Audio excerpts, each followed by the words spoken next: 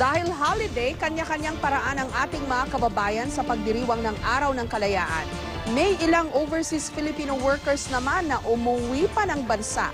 May pagdiwang lang ang Independence Day dito mismo sa kanilang lupang tinubuan. May report si Cara David.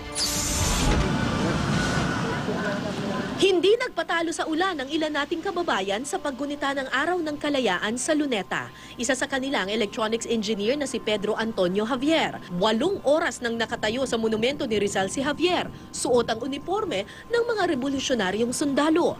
Bahagi siya ng buhay na kasaysayan movement na layong palaganapin ang interes sa kasaysayan lalo na sa mga bata. Kakaantok yung history ngayon, di ba? Pagka tuturuan, matutulog yung mga bata. Hindi natin alam ang history, connected siya sa nationalism, connected siya sa heroism. Isa sa mga nagpalitrato sa kanya si Nelson. Bata pa lang si Nelson, nangongolekta na siya ng watawat ng Pilipinas. Taon-taon, nagpupunta silang magkakaibigan sa Luneta, bit-bit ang kanilang koleksyon.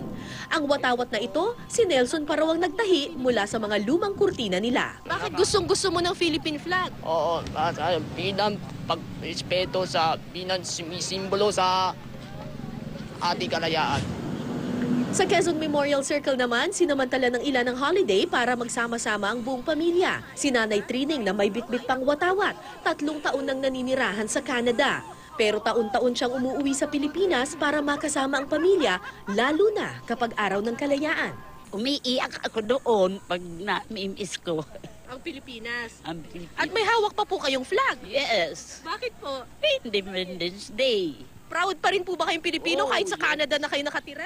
I will never forget the Philippines. I love the Philippines. Suman, adobo at iba pang pagkaing Pinoy naman ang handa ng pamilya Castro na dumayo pa mula Antipolo. Tradisyon na raw ng kanilang pamilya na magsama-sama sa iisang hapag ang 3 henerasyon tuwing Araw ng Kalayaan.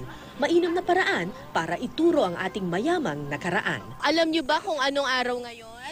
Independence Day. Independence Day! Sino ang kilala niyong bayani?